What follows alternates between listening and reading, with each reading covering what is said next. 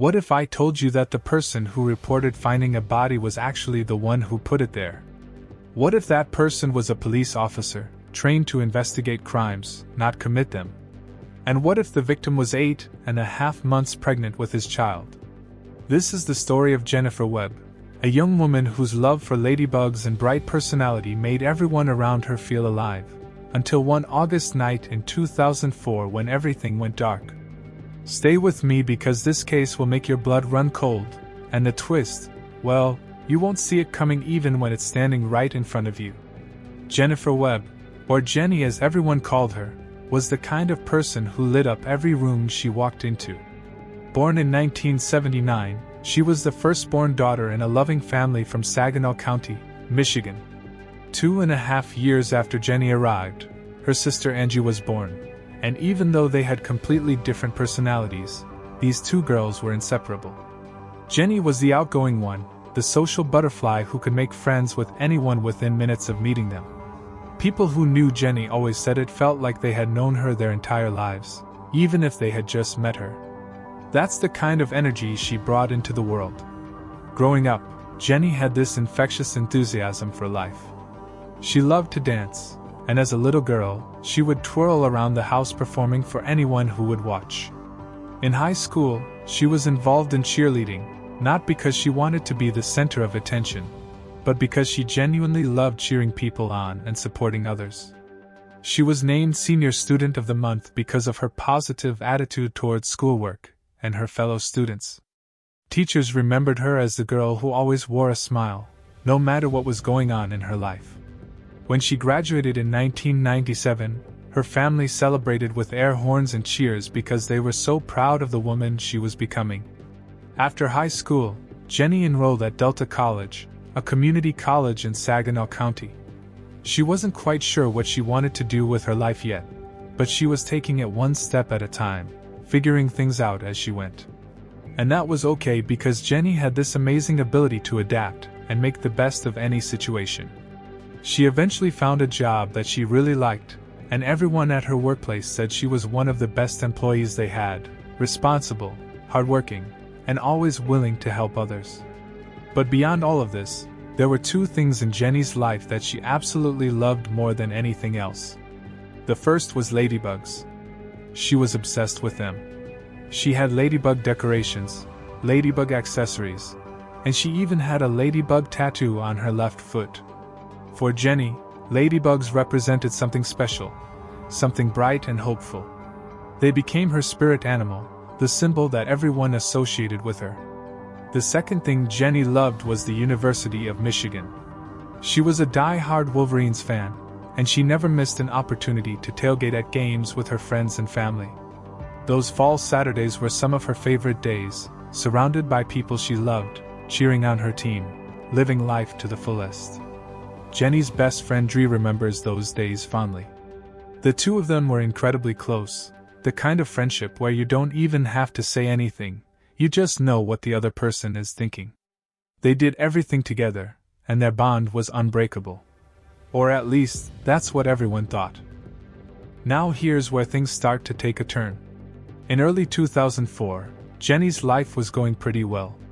She had her job, her family, her friends, and she was living in her own house. But then, around May of that year, Jenny started feeling tired and kind of sick. At first, she thought maybe she was just stressed or coming down with something, but then she found out the real reason. She was pregnant. And not just a little pregnant, she was already a few months along, due to give birth in mid-September. When Jenny found out, she was shocked. This wasn't part of her plan. She had always envisioned getting married first, doing things the traditional way, the way she thought things were supposed to happen. She told her family that this wasn't how she imagined her life would turn out, that she felt disappointed in herself for not following the path she had set. But here's the thing about Jenny, she was a fighter. She didn't let unexpected circumstances break her down. Yes, she was initially upset, but once the shock wore off, she decided that she was going to make the best of the situation. She was going to be the best mother she could possibly be, even if it meant doing it alone. And that's an important detail because the father of the baby, well, Jenny didn't want a relationship with him. She had made up her mind that if she had to raise this child by herself, then that's exactly what she would do. Whatever it took, she was going to figure it out. And honestly, once she made that decision, Jenny threw herself into preparing for motherhood with the same enthusiasm she brought to everything else in her life.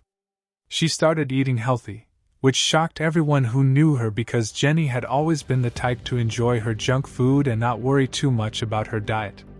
But now, she was making smoothies, eating salads, and actually losing weight even though she was pregnant. She was excited about this baby, more excited than anyone could have imagined. She had recently bought a house, and she immediately started preparing one of the bedrooms as a nursery.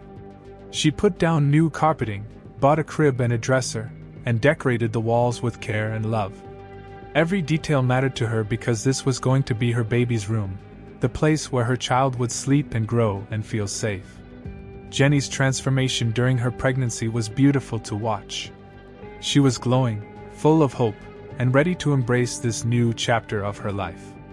But then something strange started happening. Jenny's house got broken into that spring. Someone came in, took a TV, and rummaged through her things. At first, her family didn't think too much of it. Burglaries happen, right? It could have been random. But then it happened again. A second break-in. And that's when red flags started going up. Why would someone come back to Jenny's house? She didn't have a lot of valuable things to steal. It didn't make sense. Her parents started to worry that maybe Jenny was being targeted, that maybe someone had it out for her. They urged her to come stay with them until the baby was born, just to be safe. And Jenny, who always wanted to prove that she could handle things on her own, finally agreed. She moved back home with her parents, at least temporarily, until she could figure out what was going on and until the baby arrived. During this time, Jenny's friends and family rallied around her. They threw her a baby shower, and over 50 people showed up to celebrate her and the new life she was about to bring into the world. Jenny was so overwhelmed by everyone's generosity and love that she broke down crying during her speech. She couldn't even finish it because she was so choked up with emotion. It was a beautiful moment, one that her family would hold on to forever. And then, in late August, just a couple of weeks before Jenny was due to give birth, her best friend Dree went into labor with twins. Jenny took the day off work to be there for her. Even though she couldn't be in the delivery room, she sat in the waiting room the entire day, just waiting to hear the news that the babies had arrived safely. That's the kind of friend Jenny was. She showed up, no matter what. After Dree came home with the twins, Jenny made it a routine to stop by every single evening after work. Like clockwork, 5:30 in the evening, Jenny would roll up to Dree's house. They would have dinner together, and then Jenny would help with the babies. Bath time, feedings, diaper changes, whatever Dree needed, Jenny was there. She was so excited about becoming a mom herself, and helping Dree with the twins was like practice for her. It also gave her so much joy to be around those little babies, knowing that in just a few short weeks, she would have one of her own. Everything seemed to be falling into place. Jenny had her family's support, her friends' love, and a baby on the way. She was ready. But there was one person in Jenny's life who remained a mystery to almost everyone, the father of the baby. Jenny had met him through her social circles, but she didn't bring him around much. In fact, Dree only met him once or twice in passing, and even then, she didn't think much of him. She used to joke with Jenny, asking what she saw in the guy because, frankly, he didn't seem like anything special. But Jenny brushed it off. She had already decided that she didn't want a relationship with him, so it didn't really matter what anyone else thought. The father's name was Kenneth Bleu, and here's where this story takes a dark turn that no one could have predicted. Kenneth Bleu wasn't just some random guy. He was a police officer, a detective actually, working in law enforcement in Buena Vista Township. He had a career, a reputation, and a badge. And that badge would later become a weapon in a crime so calculated and so chilling that it would shake an entire community to its core. On the evening of August 27, 2004, Jenny followed her usual routine. She went to Dree's house after work, helped with the twins, had dinner, and spent time with her best friend. As it started to get dark outside, Jenny mentioned that she should probably get going. She told Dree that she was supposed to meet with Ken Blue, the father of the baby. They needed to talk about some things before the baby arrived. Jenny said goodbye to the twins, gave Dree a hug, and said see you tomorrow. Dree said see you, not knowing that those would be the last words she would ever say to her best friend. Jenny walked out the door, got in her car, and drove off into the night. And that was the last time anyone who loved her would see her alive. The next morning, Dree's phone rang. It was Jenny's sister, Angie. Dree thought maybe Jenny had gone into labor, but the tone of Angie's voice immediately told her that something was very, very wrong. Angie said she's gone? Dree didn't understand. Gone where? What do you mean? And then Angie said it again, she's gone. Dree asked about the baby, and Angie said it was too late. The baby was gone too. And then Angie said the words that made Dree's world collapse. They're saying it was a suicide. Dree fell to her knees. She knew instantly, without a shadow of a doubt, that it wasn't true. Jenny would never, ever kill herself, especially not when she was 8.5 months pregnant with a baby she was so excited to meet.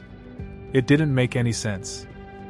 Jenny's parents received a knock on their door early that morning. It was Sergeant Sean Waterman from the local police department. He asked to come inside, and when Jenny's mother answered the door, she could tell from his face that something terrible had happened. Waterman asked if they owned a certain make and model of vehicle, and Jenny's mom confirmed that it was her daughter's car. Her first thought was that Jenny had been in a car accident. But then Waterman said the words that would haunt her forever. There's been a suicide. Jenny's mother couldn't process it. Suicide? Jenny committed suicide? She asked if Jenny was dead, and Waterman confirmed. But even in that moment of shock and grief, Jenny's mother knew something was wrong. She went numb, but her mind was racing. Jenny would never do this. She loved life. She was about to have a baby. This couldn't be true. Waterman pulled out a suicide note, a typed, single-spaced letter that was supposedly written by Jenny. He showed it to her parents, and Jenny's mother read maybe a quarter of it before stopping. She looked at Waterman and said, "My daughter did not write this. Jenny would never write a suicide note like this. If she were going to leave notes, they would have been handwritten, personal, probably in glittery pen knowing Jenny. Everyone who mattered to her would have gotten their own message. This typed, impersonal letter was not her.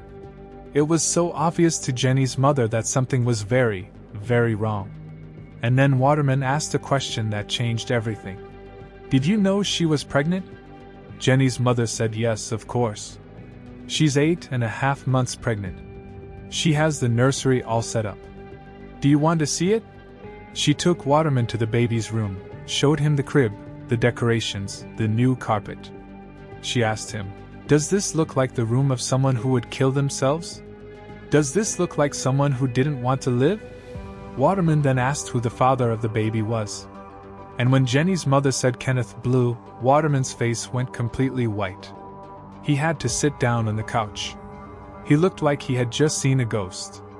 And then he said the words that made everything click into place. "That's my officer. Kenneth Blue is the officer who reported finding Jenny's body. He's the one who called in the suicide." Let that sink in for a moment. The father of Jenny's baby, the man she was supposed to meet the night before, was a police officer. And he was the one who found her body and reported it as a suicide. If you're not feeling chills right now, you should be, because this case is about to get so much darker. When investigators started looking into the scene where Jenny's body was found, they immediately noticed inconsistencies. Jenny was discovered in her car, and there was an extension cord around her neck, the kind of cord you might use for a lamp or a power tool. The scene had been staged to look like she had hanged herself inside the vehicle, but experienced investigators could tell that something was off. The positioning of the body, the way the cord was tied, the location of the car, none of it added up. And then there was the suicide note. Forensic analysts examined it and determined that it didn't match Jenny's writing style, her tone, or her personality. It was generic, cold, impersonal. It read like something someone would write if they were trying to imitate what they thought a suicide note should sound like, not something a real person in genuine despair would write. But the biggest red flag came when investigators looked at Jenny's phone records. The last incoming call Jenny received before her death was from Kenneth Blue's phone. There were also text messages between the two of them, confirming that they were supposed to meet that night. And then, when Waterman opened Jenny's phone at the scene, he saw a contact saved under the name Ken Cop Boo. Waterman later testified that when he saw that name, he literally reached down and unsnapped his gun holster because he didn't know how Officer Blue was going to react to seeing his name on the victim's phone. The tension in that moment must have been unbearable. Here was a fellow officer, someone Waterman worked with, and he was suddenly a prime suspect in a murder. Investigators executed search warrants on Kenneth Blue's home, his truck, his locker at the police department, and his electronic devices. And what they found was damning. In Blue's garage, they discovered extension cords that were identical to the one found around Jenny's neck.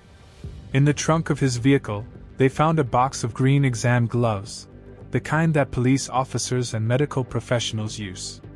And here's where the evidence gets really solid. At the scene, investigators found a small piece of a disposable glove tip among Jenny's clothing. When they tested it, they found Kenneth Blue's DNA on it.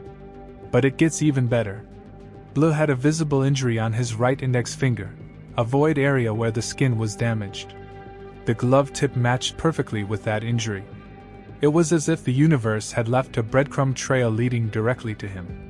Forensic pathologists examined Jenny's body and determined that she had not died by hanging. Instead, she had been strangled using a specific technique that involved compressing the neck in a way that cut off blood flow to the brain without leaving visible bruises. This is a technique that someone with law enforcement or military training might know.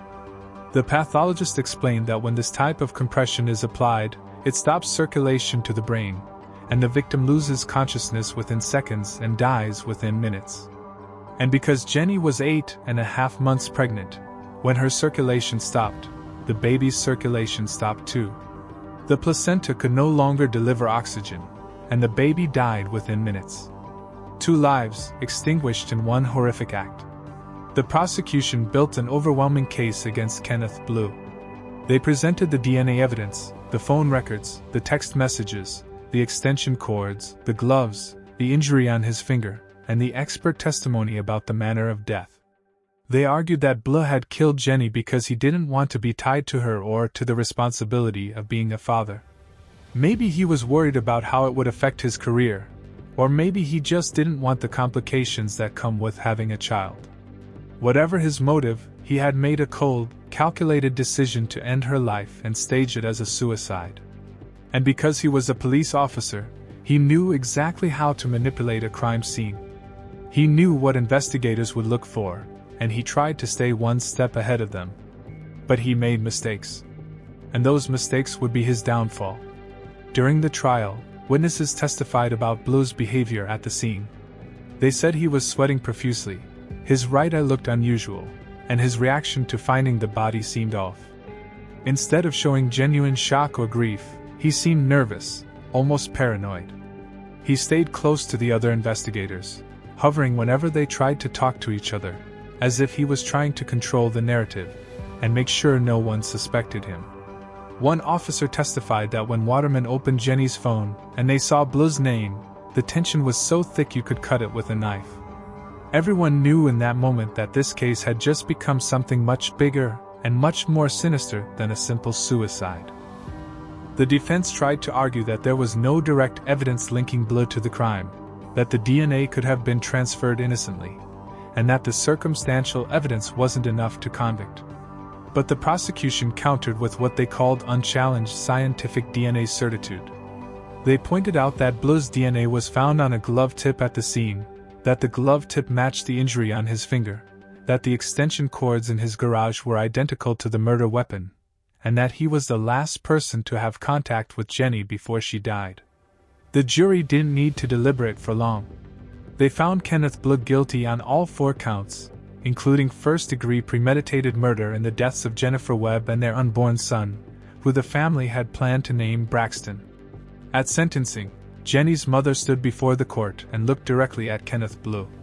She called him an evil monster, the only word she could think of to describe someone who could do what he did. She told him to go to his cage and think about how he squeezed the life and breath out of her daughter and grandson, and she said she hoped it would haunt him every single day for the rest of his life. It was a moment of raw, unfiltered pain, the kind of pain that no parent should ever have to experience. Jenny's father echoed those sentiments, saying that while they were relieved the trial was over and that justice had been served, it didn't bring Jenny back. She was still gone. Braxton was still gone. And their family would never be whole again. Jenny's best friend Dree talked about how she and Jenny had made plans for their kids to grow up together. Dree's twins were supposed to have playdates with Braxton. They were supposed to go to the park together, celebrate birthdays together, grow up as best friends just like their moms. But all of that was stolen. Dree said she felt cheated out of her best friend, but more than that, she felt like her daughters were cheated because they would never get to meet Jenny or Braxton. To keep Jenny's memory alive, Dree put pictures of her all over the house. Her daughters know who Jenny is, they know she's not here anymore, but they talk about her like she's still part of the family. And whenever Dree sees anything with ladybugs on it, she thinks of Jenny. It's a bittersweet reminder of the bright, bubbly person who brought so much joy into her life. The night of Jenny's funeral, her family and closest friends did something incredibly meaningful. They all went together and got matching ladybug tattoos on their left feet, just like Jenny's. They call it the Ladybug Club, and it's their way of keeping Jenny close, of carrying a piece of her with them wherever they go. Jenny's sister Angie said that not a day goes by that she doesn't think about Jenny and Braxton. She described the loss as a big, empty black hole in their family, something that can never be filled. Jenny's parents had Jenny and Braxton cremated, and they keep their ashes in a clock urn in their home. There's a small picture of Braxton on the refrigerator, a reminder of the grandson they never got to meet, the little boy who never got the chance to take his first breath or feel his mother's arms around him. This case is a stark reminder that evil can wear a badge. It can look like someone we trust, someone who is supposed to protect and serve. Kenneth Blue took an oath to uphold the law, but instead, he used his knowledge and his position to commit one of the most heinous crimes imaginable. He killed the mother of his child and their unborn son, and then he tried to cover it up by staging a suicide. He thought he was smart enough to get away with it. He thought his training and his badge would protect him. But justice has a way of catching up with people, even when they think they've thought of everything. The DNA, the glove, the extension cords, the phone records, all of it came together to paint a picture of guilt that the jury couldn't ignore. If this case teaches us anything, it's that we should always trust our instincts. Jenny's parents knew immediately that something was wrong. They knew their daughter would never kill herself, especially not when she was so excited about becoming a mother. Dree knew it too. And that instinct, that refusal to accept the official story, is what kept this case alive. If Jenny's family had just accepted that it was a suicide and moved on, Kenneth Blum might have gotten away with murder. But they didn't. They fought for the truth. They demanded answers. And because of their persistence, a killer was brought to justice. I want you to think about Jenny for a moment. Think about the kind of person she was. She was 26 years old, full of life, excited about the future. She had decorated a nursery for her baby. She had a baby shower with 50 people. She spent her evenings helping her best friend with newborn twins because she was so eager to practice being a mom. She had dreams, plans, and so much love to give. And all of that was taken away in one brutal, selfish act by someone who was supposed to care about her. It's devastating. It's infuriating. And it's a tragedy that should never have happened. Before I wrap this up, I want to ask you a question. Have you ever had a moment where you just knew something was wrong, even when everyone else was telling you to let it go? Jenny's family had that moment, and they refused to back down. That kind of strength, that kind of love, that's what brought justice for Jenny and Braxton. If this story moved you, if it made you think, if it made you feel something, I want you to do a couple of things for me. First, hit that like button. It helps this video reach more people, and stories like Jenny's deserve to be heard. Second, drop a comment below and tell me what you think. Do you believe Kenneth Blue got what he deserved, or do you think the justice system should have gone even further? And if you're not already subscribed to this channel, make sure you hit that subscribe button and turn on notifications, because I bring you true crime stories like this every single week, stories that will make you question everything you thought you knew about the people around you. Jenny's story is a reminder that behind every crime, there's a real person. A person with a family, with friends, with dreams and hopes and a future that was stolen from them. Jenny loved ladybugs. She loved her family. She loved her friends. And she loved the baby she never got to hold. Her memory lives on through the people who loved her, through the Ladybug Club, through the pictures on Dree's walls, and through stories like this one. Rest in peace, Jennifer Webb and baby Braxton. You deserve so much better. And to everyone watching, thank you for being here, for listening, and for making sure that Jenny's story is never forgotten. I'll see you in the next video.